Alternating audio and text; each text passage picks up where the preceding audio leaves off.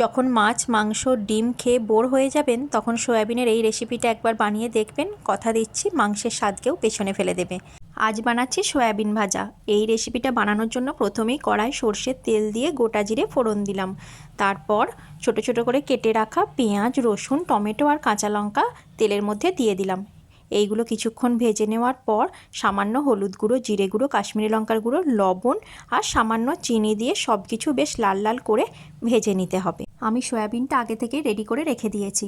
সয়াবিনটা আমি কুকারে একটা সিটি দিয়ে তারপর জল ঝরিয়ে হাতে করে টুকরো টুকরো করে কেটে নিয়েছি। সয়াবিনটা কুকারে সিটি দিয়ে দিয়েছি যাতে খুব নরম হয়। তারপর আর কিছুই নয়, কড়ার মধ্যে এই সয়াবিনটা দিয়ে দিলাম। এরপর সব কিছু বেশ ভালো করে লাল লাল করে ভেজে নিতে হবে। যেদিন কিছু রান্না করতে মন চাইবে না সেদিন শুধু ভাত, ডাল আর আলু ভাতের সাথে এই সয়াবিন ভাজা একবার বানিয়ে দেখবেন, খেতে দারুণ হয়। রেসিপিটা কেমন লাগলো কমেন্ট বক্সে জানাবেন।